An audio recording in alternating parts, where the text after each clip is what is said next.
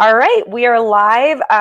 Thank you guys for joining the Warm Bodies in ASOIAF virtual panel. I'm Tara. I am the organizer of Ice and FireCon. I am just here to bring this all together, and then I'm going to bow out for the virtual panel itself and just come back in at the end to say goodbye. But thank you again for Lady Gwyn from Radio Westeros, and Hannah and Zach from Game of Owns for joining us. You guys feel free to introduce yourself and then dive into this topic of the undead and have fun, and I'll see you in about an hour. All right. Thank you. Thanks, Thank Tara.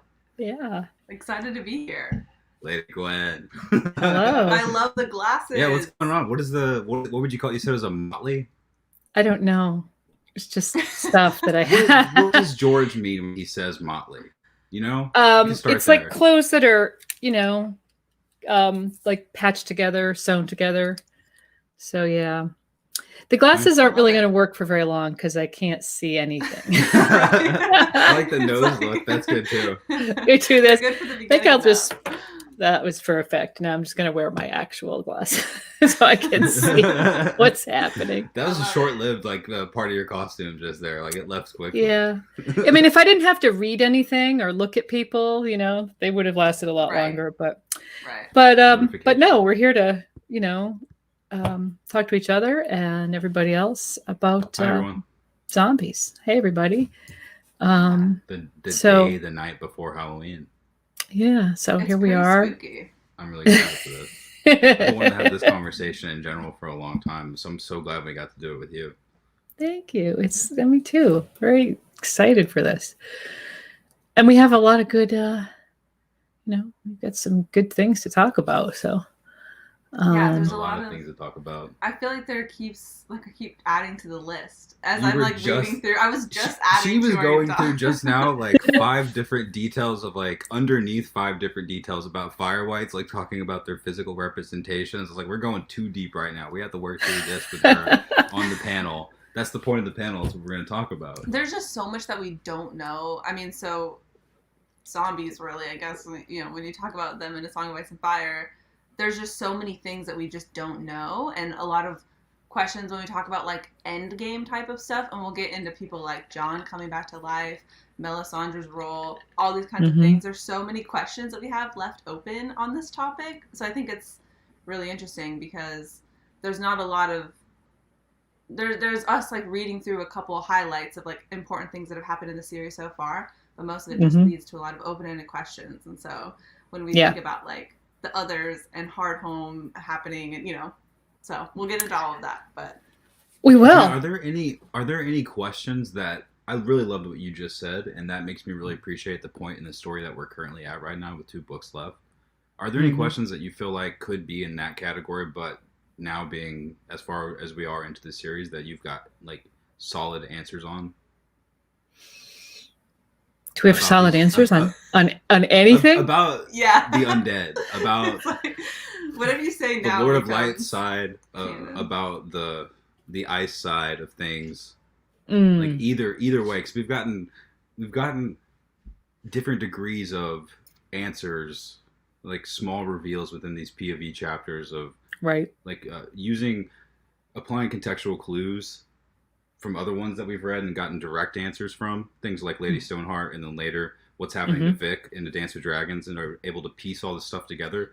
Do you feel with that being said, with the context, without even going to the sample chapters, but we can talk about them if you want to, do you feel there's anything that you're aha, I kind of clearly see where this is going? Because we can go as far back as all the lore mentioned in Raventree and start to fill in the pieces as well. So I'm wondering, where you stand on it, because we haven't actually talked about this yet. My hood keeps sitting down. No, I feel there's just still so many questions. Actually, when we get down to some of the, I just have questions about everything. There's basically 3 different kinds of zombies, right? There's fire, there's ice, and then there's Gregor. Right. Robert Strong. Qyburn thing. The Qyburn stuff, which I have questions about all of it. I just want to know how it all works. I think that's a good place to start, though, because, like you said, we've got these fire wights, we got the ice side, and I think we, like, sort of understand, like, a little bit of the mechanics of that a little bit. Like, we've got some background into different people who are using those type of magic, but when it comes to Qyburn and whatever he's doing with whatever he's doing, he's what just, is as he far as doing? we know, right, as far as you know, he's just a normal guy. Like, he's just a guy out here, whether it's necromancy or whether it's, like, some sort of sorcery that he's got going. And we don't quite yet know what UN-Gregor is, but whatever he's doing, we're not sure is it magical? Is it, like, science? I don't know. Yeah, that's the thing. So I think with the other things, the answers we have, even if we don't really understand them, it's like, oh, you have fire wights, which are created with fire magic, or the ice, the others wights are created with ice magic. Yeah, and there's sort of, even though we don't really know all the mechanics of it, we get the kind of the system that's happening. Gregor, or Qyburn, he's kind of like a mad scientist. He's, Dr. Frankenstein. And, what is he doing? Is he just stitching bits of dead bodies together? Like, how does he manage to animate the dead? Because I don't know. Do you guys think Gregor was literally actually dead and then revived? I think that's a good question, because there's theories, that, like, his head was sent to Dorne. So, like, or his head wasn't sent to Dorne. Yeah. So if he's, like, this headless guy, or if he has one, or if he just was, like, severely hurt and somehow, like, coaxed back to life. I mean, I love the idea of I love it as we're, like, thinking about, like, Clegane Bowl, which is obviously where the conversation is going to go with this. As we think about that trajectory, I love the idea of having this otherworldly thing that is unfamiliar, can't theoretically be defeated, and that feels like such a Cersei thing to, like, have by her side as the rest of the world is crumbling. I love the thought of it being some sort of, like, otherworldly thing. Like, and so different than the two big ones, like this whole third category. Yeah, and Qyburn being able to bring something back to life like that through whatever powers he has, I think would be such an interesting concept, just because we don't know a lot about how whatever he's doing works. And so it seems almost more sciencey, which I think I mean, I was reading a bit about Frankenstein, because we're doing a stream tomorrow night too on Radio Westeros, and so I was reading about all this stuff a lot this week, and I read about Frankenstein, and his whole thing seems to have been more, it wasn't really black magic or necromancy. It was kind of science. Like, he discovered some scientific process that allowed him to reanimate the dead. And it would be confusing to other people at the time, and it would seem like he was performing some kind of a magic, but it was because he was doing things on a level that they didn't understand, like biologically. Right. But yeah, I mean, I think within that, he was interested in sort of like chemistry, and he did all these kind of weird chemical experiments. So, is that Qyburn, who claims that he knows more about the nature of death than anyone at the Citadel? Is he just...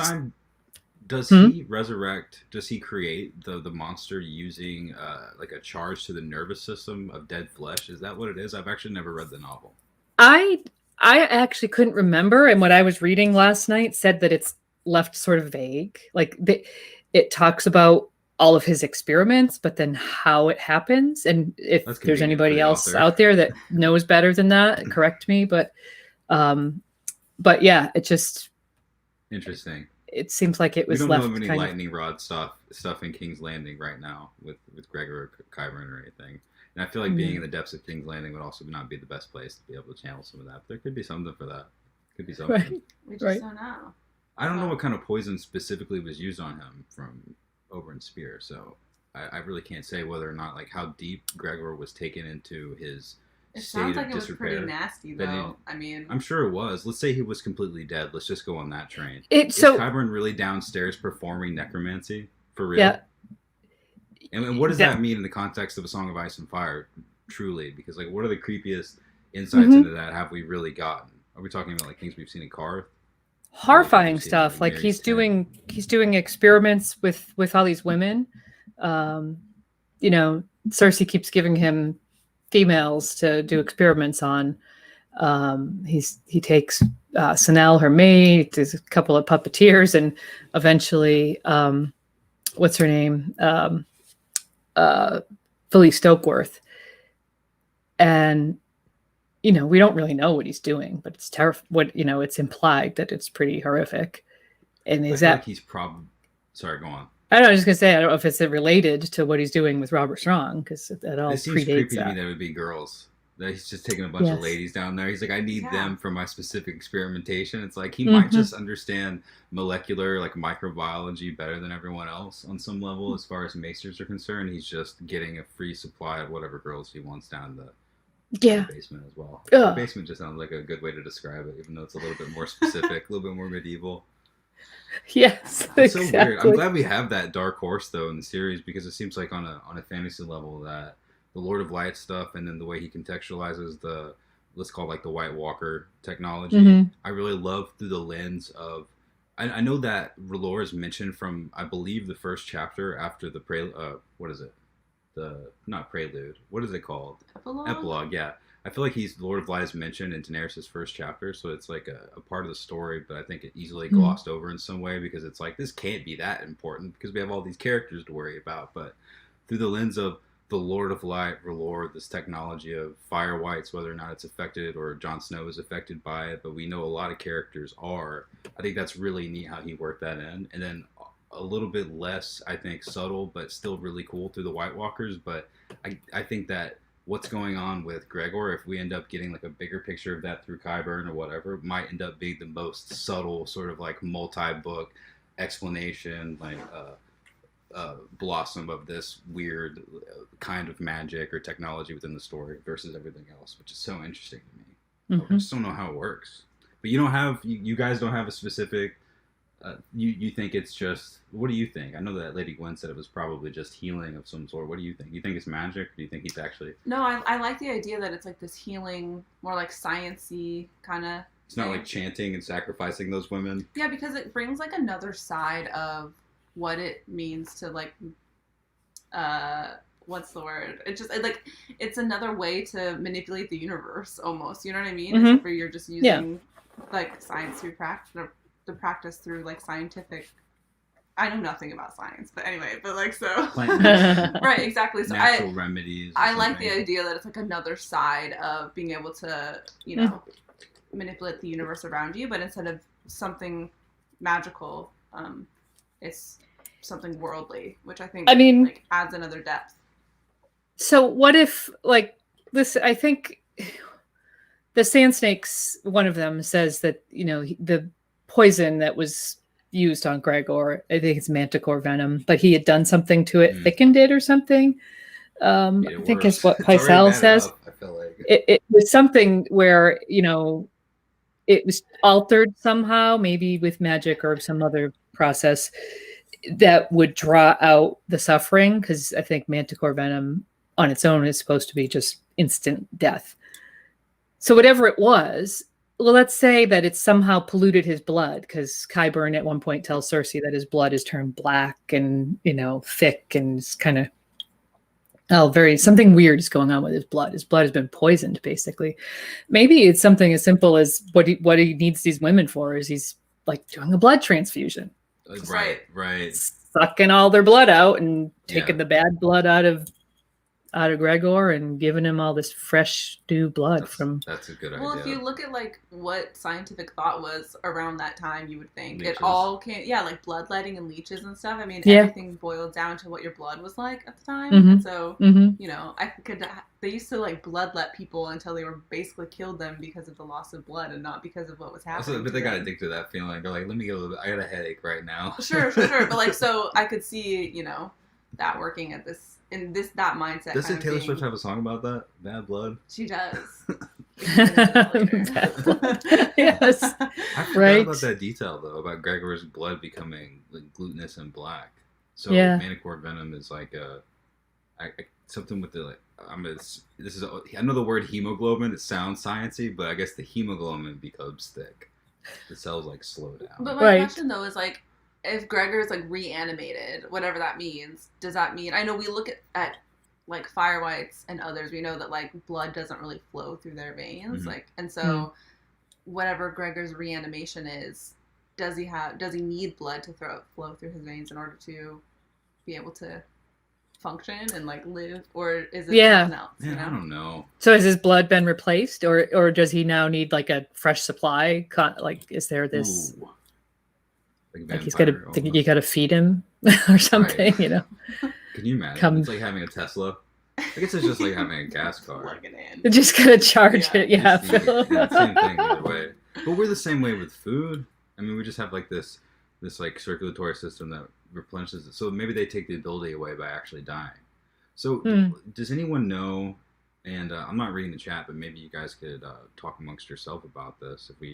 If anyone knows the answer, is there any kind of replenishing mechanism for both sides of what we've been talking about, whether it's fire and ice and the sort of undead category, whether or not they're finding a new way? The stream I was on last week, we talked about whether or not the White Walkers might do some kind of zombie fashion of like eating dead bodies or something. We basically said, no, that doesn't happen, but wouldn't that be neat? We don't technically know if they do or not. There's nothing like that from the lore, right? Lord of Light. Like something to replenish? I don't really understand what the question is. Like, how do they keep going? Like, what's the fuel behind their fire, essentially? Oh, so like, how do you keep them? Well, the faith. That's good. Maybe we could get some insight from what George says about That's a good source. fire whites. You want to move on to fire whites? Because we got a great quote of George, which actually it kind of answers these questions maybe in terms of the fire whites anyways. And this was back in 2017, so it's before season 7, but after season 6, in which Jon was resurrected at the beginning of season 6 of the show, and he was kind of talking about all of that, Jon being resurrected.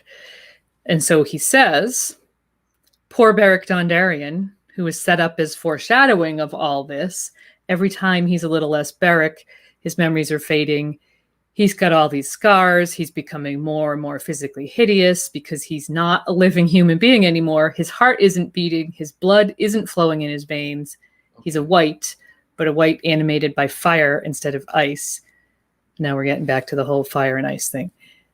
So there's a lot there, a lot to unpack in that, but specific to what we were talking about, he doesn't have blood. He's got fire. Right. So his skin's not healing itself. Yeah.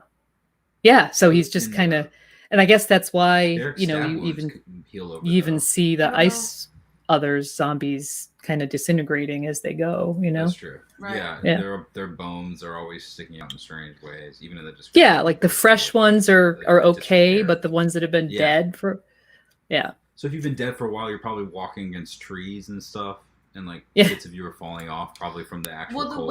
The way Beric is described at some point is you can still see like marks like all around his neck from when he was hanged and stuff. Like you're still able to see that kind of thing, and so I think as he deteriorates, as he like loses his self and his like identity and his like internal vibe, then he also like is not able to regenerate, which brings up interesting conversations about somebody like Melisandre, who we see to be also a fire white, potentially, maybe, which is a question that we can talk about. By that, by her being a fire white. Yeah, so like there's speculation, that Melisandre, just in the way she's described, as like a lot of the ways that she's described kind of lines up to some different ways like Beric is described. Like she's like heat emanates from her, and she doesn't like people don't see her eating, like things like she doesn't. Yeah, a Beric or Thoros in this, because Thoros being the Red Priest or whatever, or is Beric giving off a lot of the same characteristics because he's been so close to it.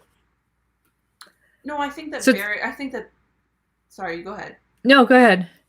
I was just gonna say, I think that the connections, you would think that it would be between Thoros and Melisandre initially, just because it's like this very faith-fueled kind of thing. Sure. But when it comes down to descriptions and how they're described like as beings, Melisandre kind of lines up a little bit more with somebody like Beric in the way that she's described, like as a person. Right. And so what that could potentially mean if she is a Fire White, what that might mean. They're both servants of the Lord in their own way too. So and she's being, I guess, propelled by the same sort of energy that's keeping him alive and presumed death, right? So they would share a lot of the same characteristics. Yeah. But if she's very beautiful, so like if she is a Fire White, how she's able to kind of maybe Beric's a good looking person. We don't know that. But we see his scar, like we hear about his scarring and things like that. Right. And I mean, we don't really hear that from Melisandre. True. I don't know. Maybe he needs one of those necklaces. Yeah, whatever one of those do. necklaces are. As we all age.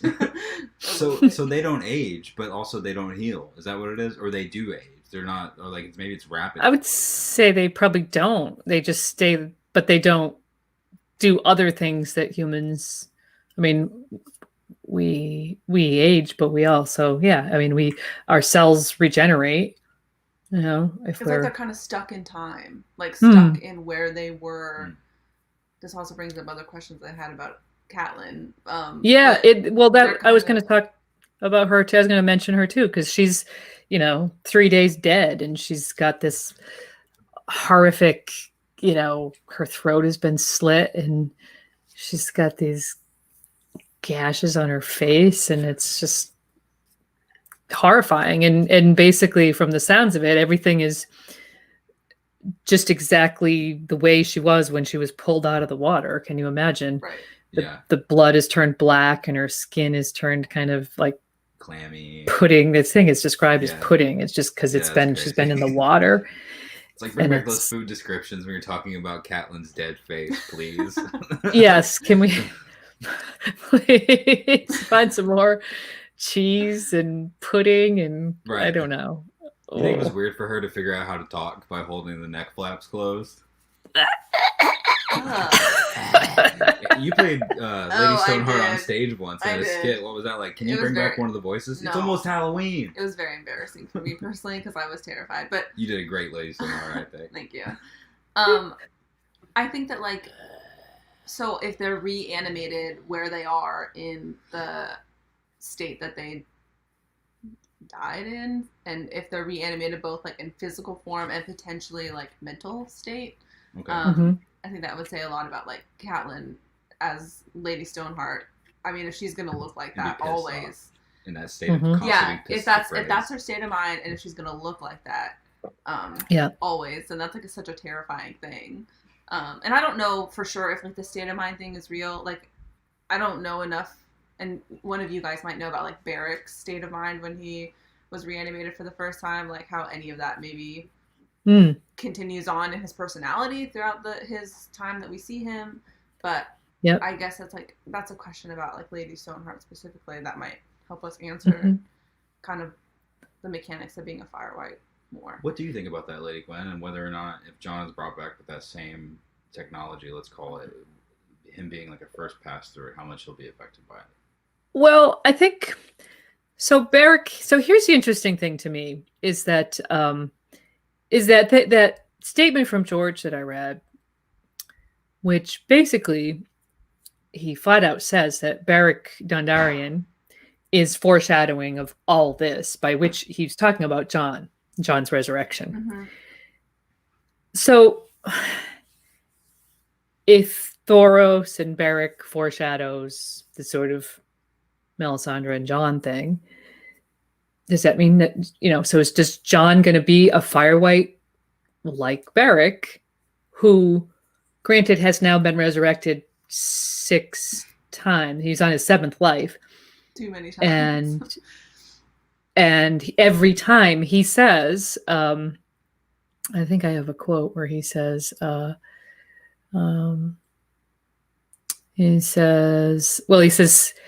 6 times is too many to Thoros. But basically he's talking about how he's lost everything he was. He says to Thoros, "Can I dwell on what I scarce remember? I held the castle on the marches once. There was a woman I was pledged to marry, but I could not find that castle today, nor tell you the color of that woman's hair. Who knighted me?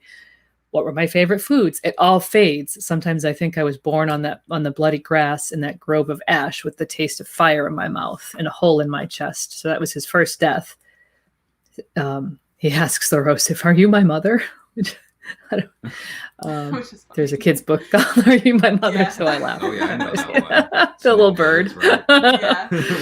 Yeah.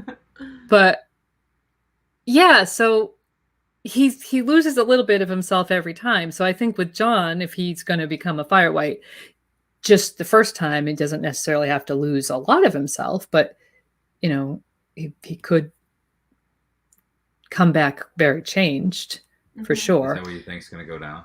That's what he's going to come back as. / do you even think he's going to come back, or is that curtains for Jon Snow? Could you imagine? Yeah, that's true. Like George R. Martin pivots so hard from the show. Yeah, no. It's not about fire and ice anymore. It's just about fire. So these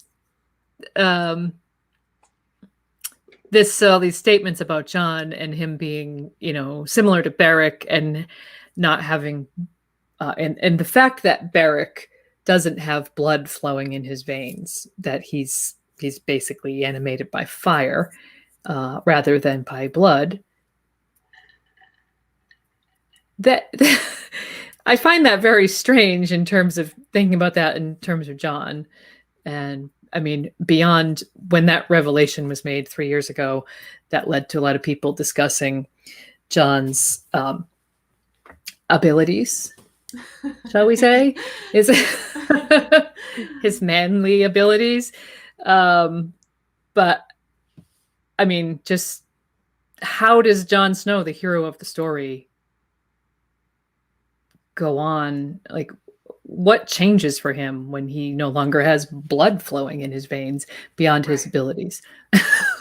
Right. And we can harp on the show day and night, but one thing that we really didn't get at all is that when Jon is resurrected, he's basically the same. And it doesn't seem to be we don't really get to see him changed in any way that we hear from Beric as that comparison is made. And so when we talk about what things might he lose as part of himself that would be detrimental to him as a character, I think about him losing different memories or losing personality traits, or if we think about Arya, forgetting about that is the saddest thing I've ever heard in my life. If you forgot about Arya. But him so we going back to Lady Stoneheart, if we're resurrected as a Fire White in a certain mental state of mind, what does that mean for Jon, and what does that mean for his trajectory? Does that mean that he's going to be? I mean, I can't imagine him not being totally pissed off that he died that way. Yeah. And so I hope he is. Is that something that are we going to see any of that in his personality? When we see him come back. Yeah. So with both Beric and Cat come back kind of singularly focused on the thing that was going on when they died. Beric he's going to remain doing what he was doing, with his band of outlaws. Well, they weren't outlaws the first time he died, but they quickly became that way. And then Cat, obviously is bent on revenge. Yeah. So Jon, what was happening when he was killed? I mean, he was about to go after Ramsay Bolton,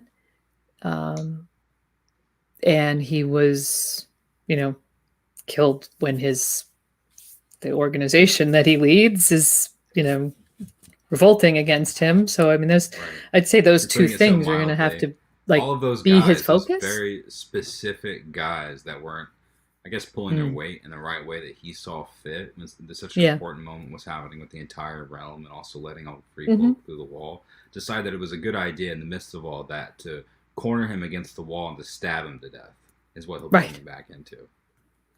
Yep. That's really fucked up, especially when you think about what he thinks is going on with his sister in Winterfell. Right. Yeah. So he thinks it's his sister.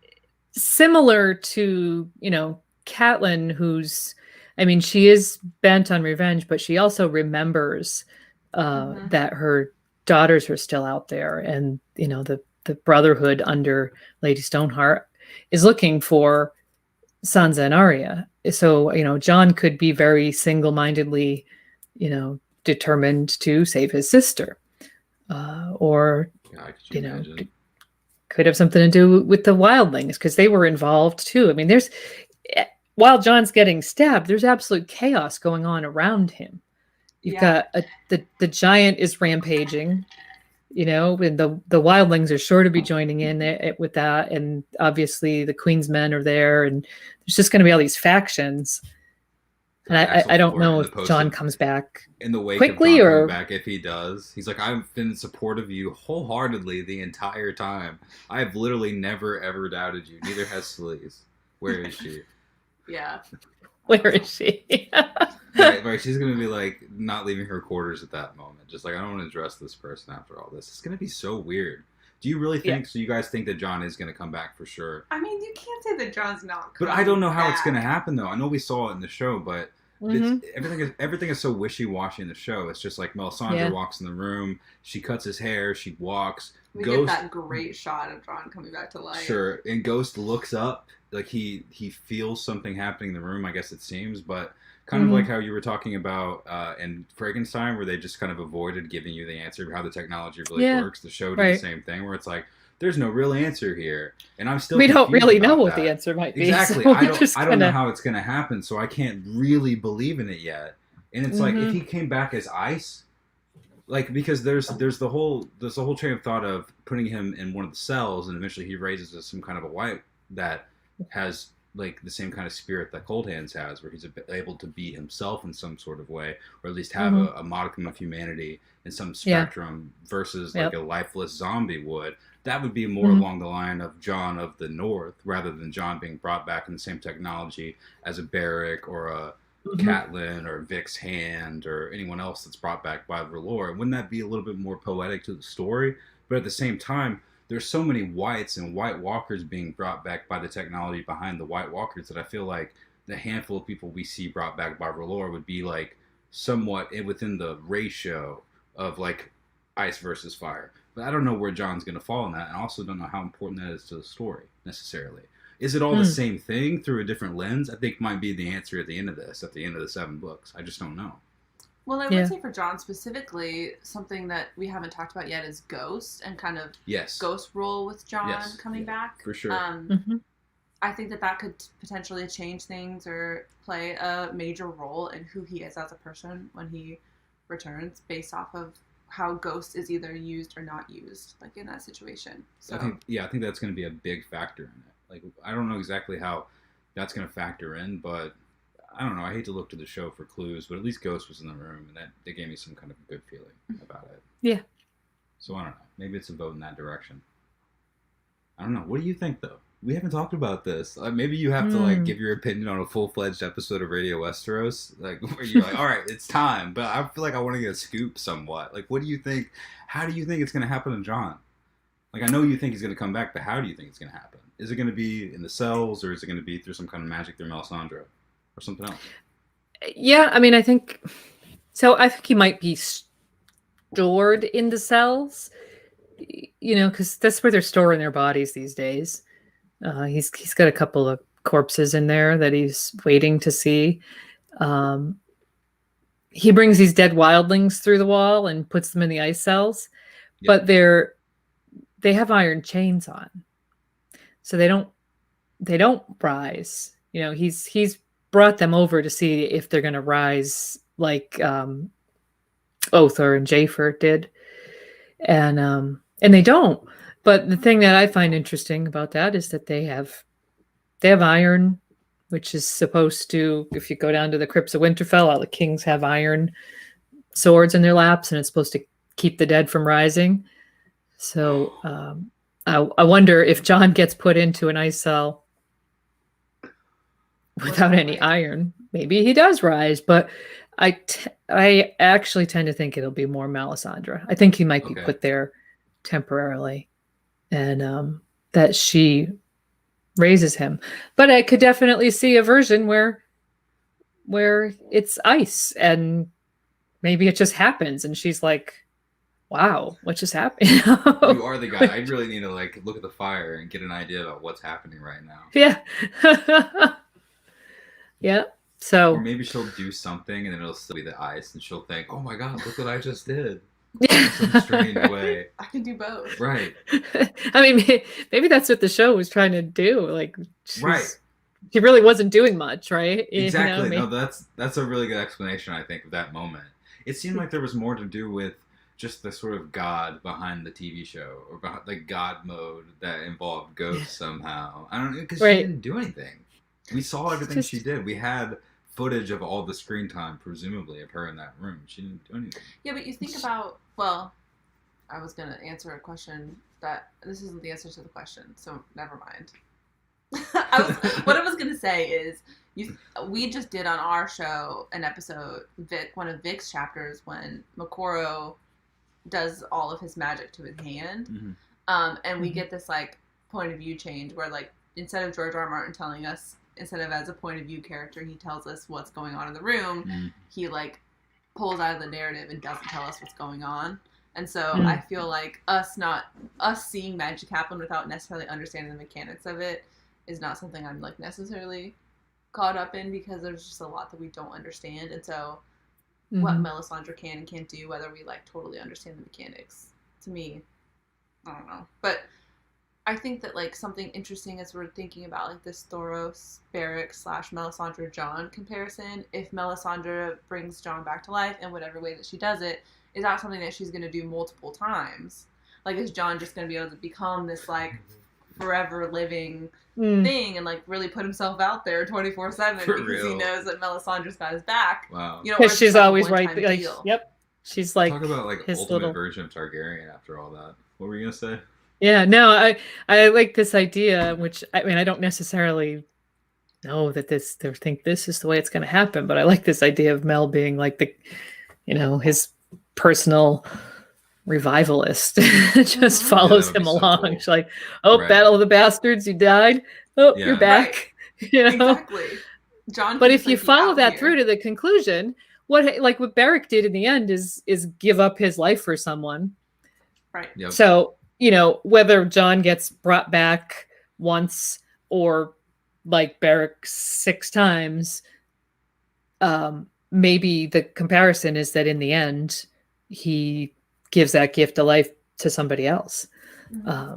And I don't know, who could that be? I was speculating to myself the other day, maybe it could be, you know, one of his siblings, Sansa. Yeah. I don't know, you know. Maybe Sansa, because he has all these weird kind of connections with Sansa that people pick up on.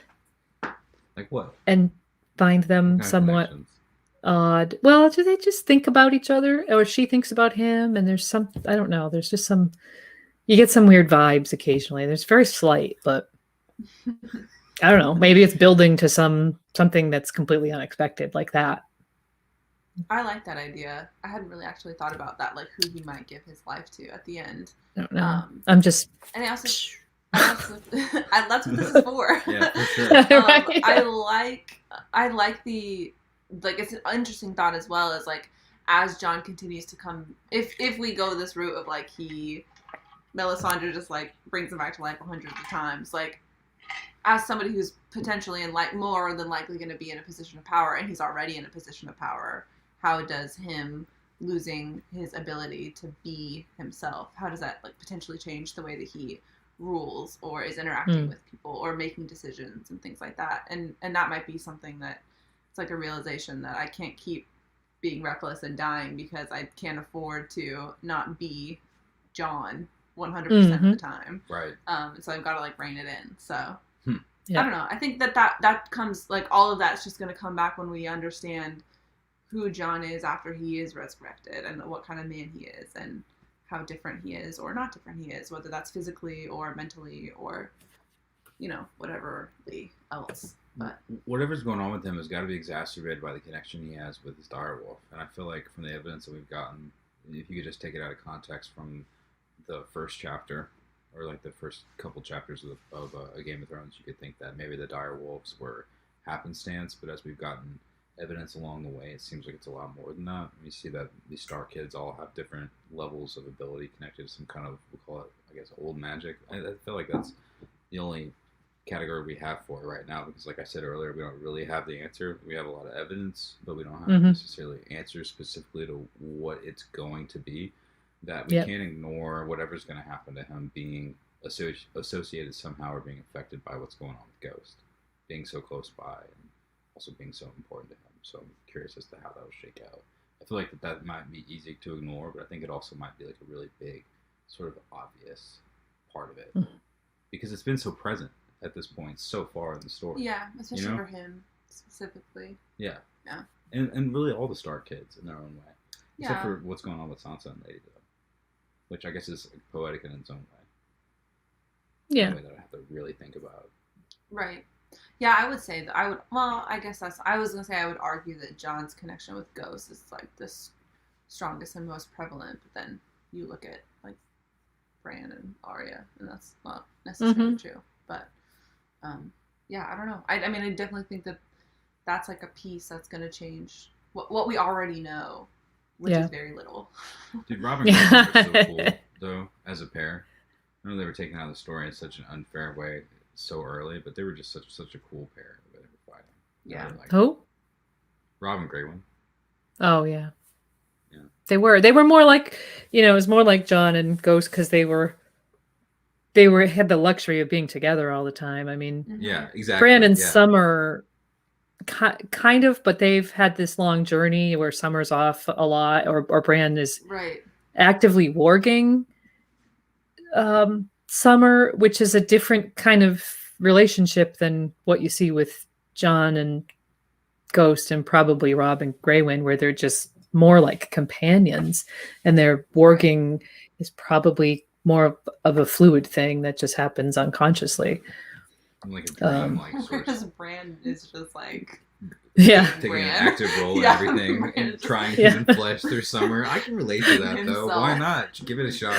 Yeah, that's awesome. Let me break every single taboo. Right. But he's so young. He's like, I don't even know these taboos yet. He doesn't know they're taboos, but it's funny because in that book, you get Varamir's chapter where he points out what all the taboos are, and then throughout the course of Dance with Dragons, Bran just breaks every single one of them. Yeah. Dude, we didn't do this one yet. So cool.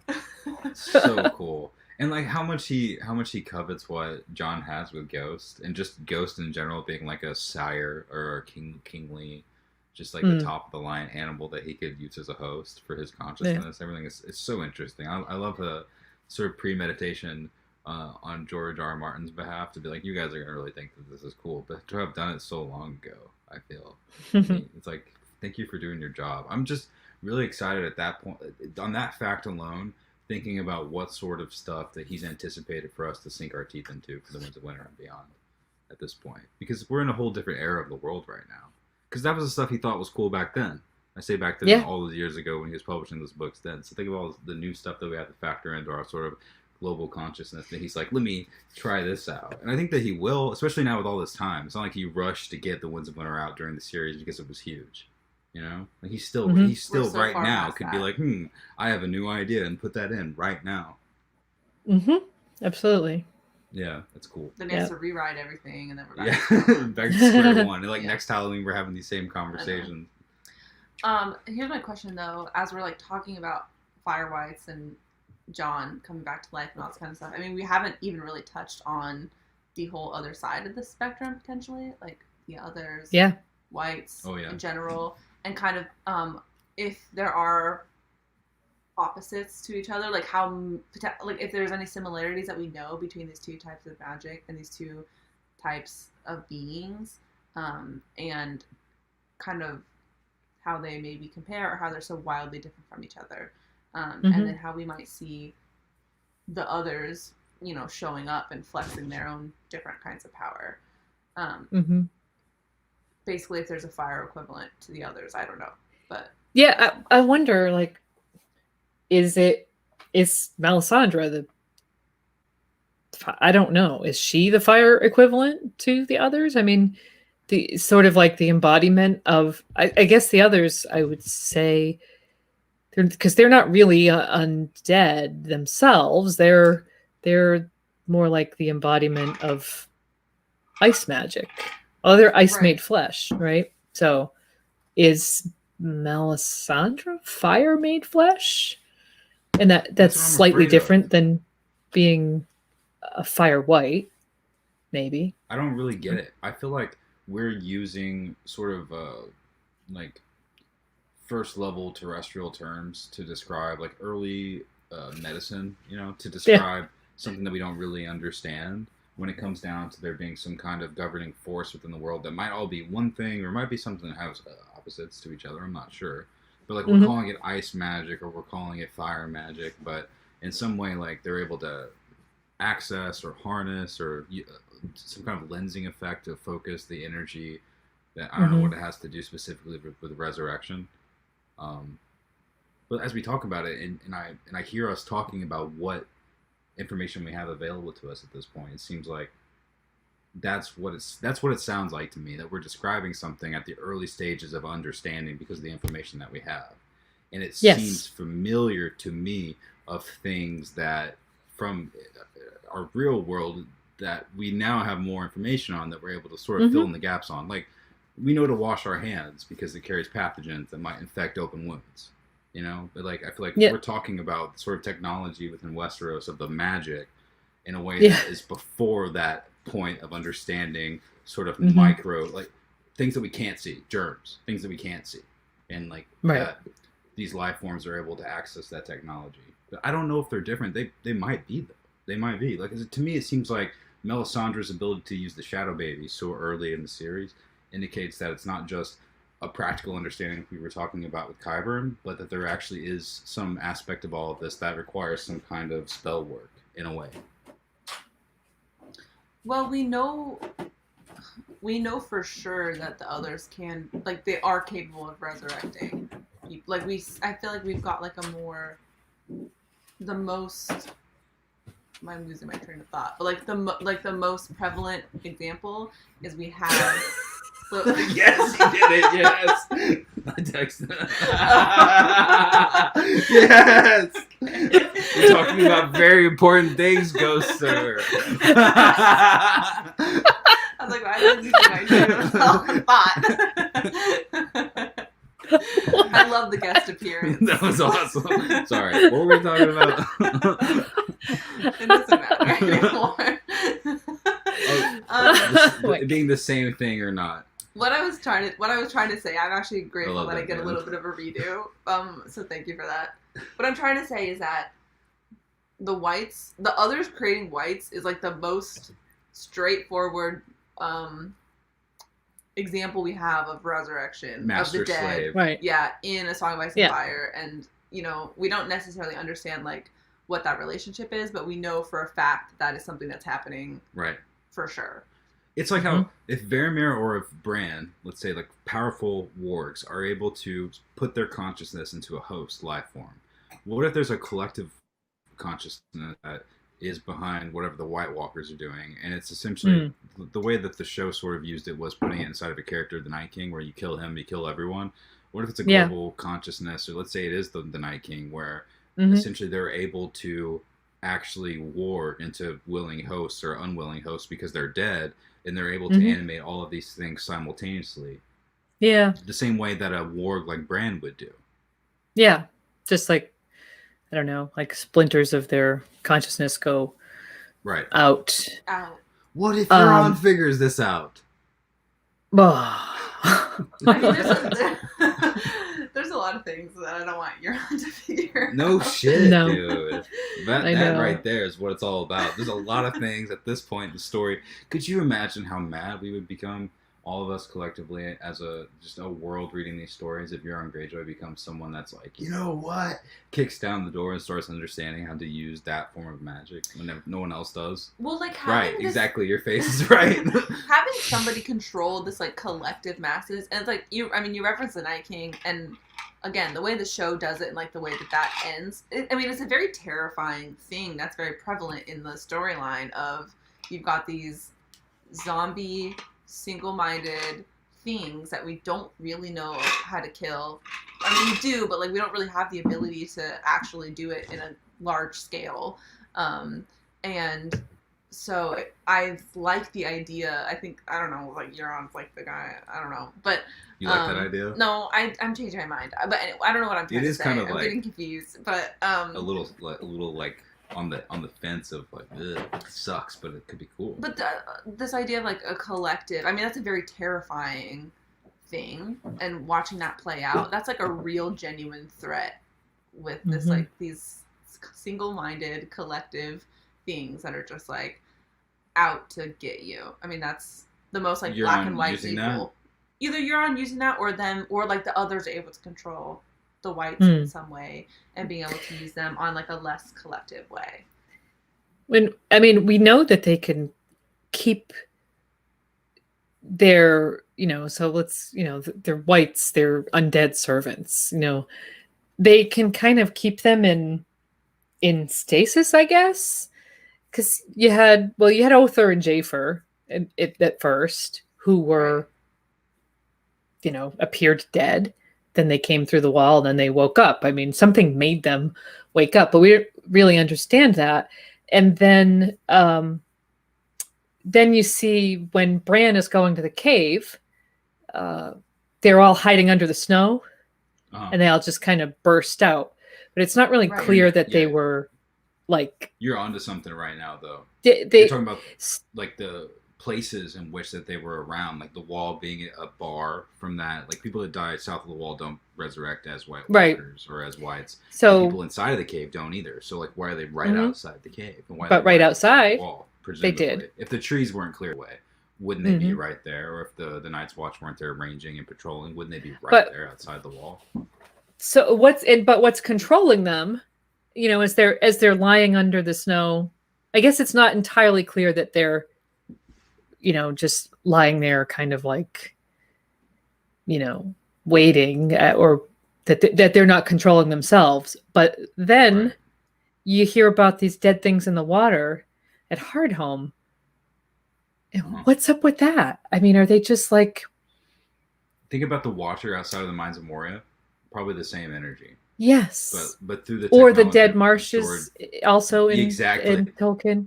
With the faces, and they're just like dead guys looking up at you, They're kind of like sentinels. They're just a defense mechanism for somewhat.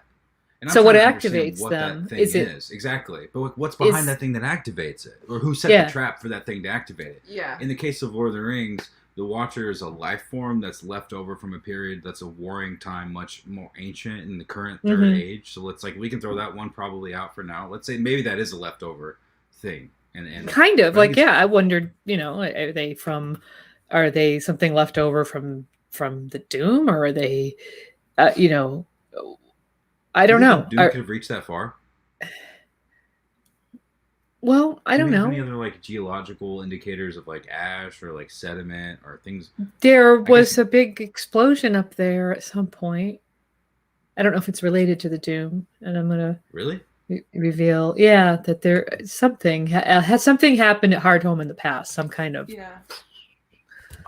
that was like a magical or like a we don't know if it was a geological thing or if it was a magical thing. Have these bodies been there all this time, or are they just sort of like planted there by the others most recently? It's probably more likely the latter, or the whatever, the previous point, the first point, the former, the first one. They've been there for just kind of like floating in the water. And we're here like looking for significance, trying to tie it to whatever the White Walkers are doing, and they don't even have a leader in the books at this point. There's no like fantastical Night King with a cool sword killing people.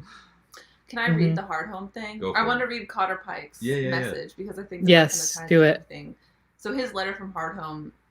This is what it says. It says, at Hardhome with 6 ships, wild seas, Blackbird lost with all hands, 2 Lysenia ships driven around Skane, Talon taking water. Very bad here.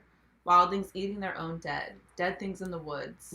Bravosi captains will only take women, children on their ships. Which women call us slavers. Attempted to take Stormcrow, defeated. 6 crew dead, many wildlings. 8 ravens left. dead things in the water. Sent help by land, seas racked by storms, from Talon, the hand of Maester Harmon, whatever. I mean, so we get like this, that's the description that we have of what's happening there now. Chilling. And the dead things in the woods, dead things in the waters. I mean, that's kind of what we're talking about. Yeah. Have they been there and wait, or are they being sent there? You know, I think both. Yeah. Or are they being created fresh by something that's there? You know, are these just dead wildlings that are, you know, he says the wildlings are eating their dead. Oh. Well, rather than them turning back into whites, though, that they have to fight. I guess. I mean, that's, you know, if you can't burn them, I guess eat them. Break it up. So let's say fire is considered some sort of alchemical process where the magic is canceled out. Is there some kind of magical process in eating as well? It seems like just, if we go back to the Kyber and more practical aspect of all this, just breaking down the flesh apart from the nervous system allows you to separate it from whatever reanimation technology there is. Mm-hmm. What? Like, if you take the flesh away from the nerves, then it can't come back to you and fight you and kill you. So if you eat it or burn it. So if you eat it, that's like the most safest way to assume. Unless, like, you know, however the digestive system does or doesn't break that down, like, are you reanimated like from the inside? Oh man! You know, is it like is it like a virus? Which isn't that? Which zombie? COVID. There's a recent zombie movie or story that it was a virus, right? You mean the one that we're living through? No, is there something where you eat something, it turns into something? No, I don't know. I can't remember. But it was. What was I watching? It was a bad old movie that they remade. What's his name? The guy from Inglourious Bastards. Anyway, I don't know. Someone else is listening. You know who played the bear Jew with the bat? He does horror movies. He remade a horror movie twice. He did the same one twice, and I watched he did the same movie like 10 or 12 years apart of the same movie. I know. And I watched it, and they the woods, something like that. It had like an infectious disease. It was in the water though. Right. Anyway, it was a bloodborne illness. I don't know how that connects to this. You see, there's weird stuff going on, but I really think these conversations are important though because we don't have books. We don't have new books to connect all the dots. So understanding the sort of God mode behind what the author is doing might help us get to some point of understanding it better. Right. And it seems more likely that it's all connected in one source rather than a bunch of different disconnected sources. So can I just take a moment to zoom out from where we are at the north of Westeros? If Makoro is able to do this in Slaver's Bay, then it's not necessarily geographically like there's no source of power that's emanating. That was not you. That sneezed. Bless you. If it's not, if we don't have to be close to the wall to deal with this issue, or to mess with the same power that is might be the kind of thing that is behind what brings back Jon Snow, then how important is it to there being some kind of magical source radiating from the sort of flesh of the earth, and more so in the understanding of the people behind what they can do themselves as living beings? I'm going to build off your question a little bit because we're about time where we need to wrap. But I think that we have to go for 3 hours on this, guys. Really? But I think that as we're talking there's a lot left to talk about. As we're talking about like significance of where this power is coming from, whether that's like based in locale or like learned magic, you know, all these different things you've been talking about. What does that mean for the series? Like, how important are these things, these undead things, going to be when we talk Endgame? I know obviously Jon is somebody that is probably like the most important as we talk about people coming back to life. But like, how important is A, like understanding the mechanics of these different magics, or the dragons, or B, understanding the mechanics of this, or B, I don't remember the third thing, but. How much do we need? Though. I just got distracted by it. But how much?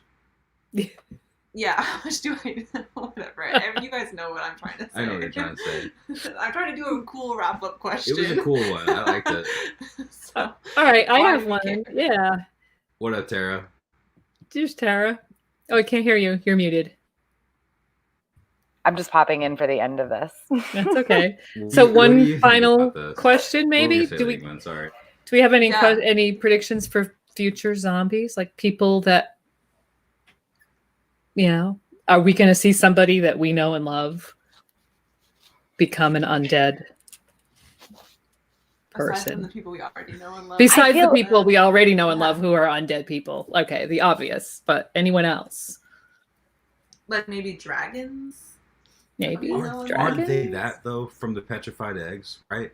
Isn't the sort of same thing happening with them after what happened in the tent with Mary? Maybe that's their sort of they're like a shadow of what they would being regenerated. Like maybe that's part of the reason why that's what their personalities are. They're so tamely bold to a Targaryen that's been disconnected from her. I mean, I guess from her family, like the rest of them were. If the show was right and we got an ice dragon, I guess that would satisfy. What I was wondering is if we would see any people become these kind of ice whites, like reanimated by the others in a most horrific way, because I guess a dragon would do it for me, but I mean if it was a character that you loved and they just got turned into one of these shambling ice zombies, you'd be pretty horrified. Especially wait, I have two things to think about that. One, another showism is like another showism would be like, when Arya in the crypts, when like people being reanimated down there, like that's cool if that's like ice. They take the iron away from them because they need to use it to fight, and all of a sudden exactly, and then all the I dead love what you said about the alloy though, like iron versus obsidian and how it affects them being resurrected or not. That's beautiful. And there's probably something to do with the molecular structure of all that George is like factoring into all that. That's and maybe so somebody we love, like maybe somebody we know being animated in the ice way, like would help us better understand kind of the mechanics of that, and like see it more similarities between like fire whites and all that kind of stuff. But like I feel like we're definitely going to see like the characters are going to see some of their friends turned into whites, and we're going to read like them seeing like I that's one thing that I think is probably likely to happen.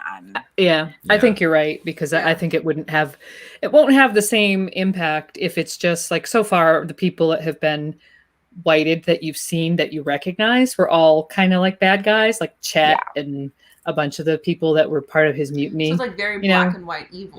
It's not. No one that you really cared about that you saw. The closest you got, and you didn't really see him, was Tormund's son. He talks about having to kill his son.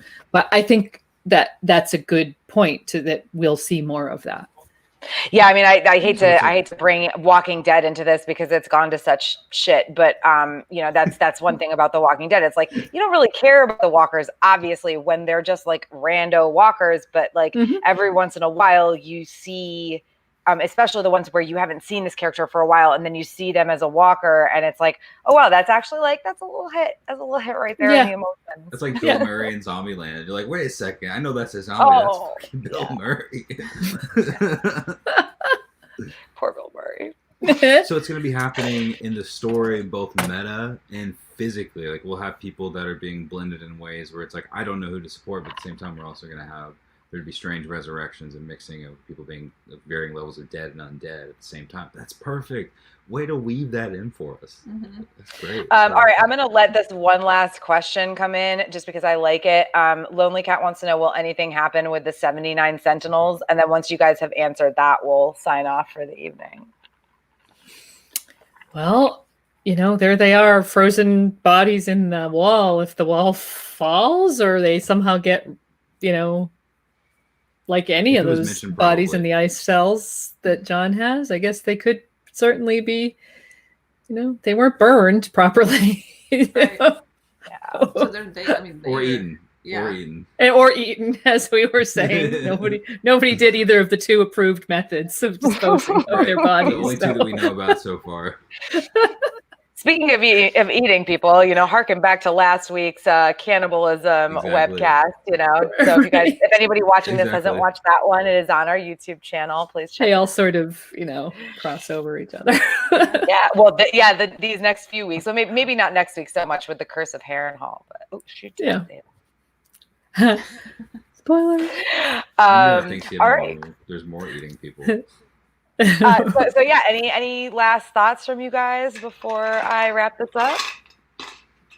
No, I don't think so. Other than what we said at the beginning, which is like there's more questions than answers to any of this kind of stuff, and so I feel like we just asked 7 million questions. But thank you for doing this, because we all missed the con, and this is something at least. And I really appreciate it. I know. I feel really bad, like it being Halloween weekend. You know, I knew people were going to be with their families and stuff like that, so I didn't want to do a full weekend of programming. I mean, honestly, I also couldn't really do a full weekend of programming like we did back in April.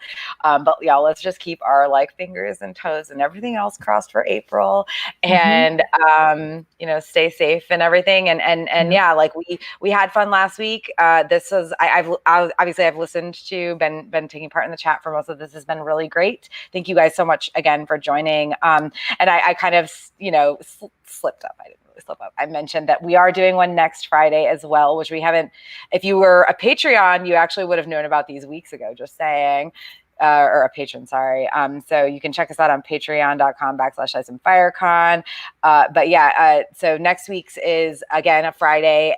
This will be November 6th at 8 p.m. Eastern, and we're going to be talking about the Curse of Harrenhal. So keeping up the sort of creepy vibe that we had last week and this week, and then we'll take a break and you know, depending on what goes on the rest of this year, beginning of next year, I don't necessarily foresee us doing a bunch of virtual content like this, but we might do, you know, 1 or 2 things here or there, because we've really enjoyed just kind of keeping the fam like involved and stuff like that. So again, thank you, Lady Gwyn and Hannah and Zach, for helping out and joining us tonight. It was really great, really fun to listen to, and thanks for having us. Take part in it. Yeah, of course, of course. So you guys have a wonderful night. Everybody have a happy Halloween.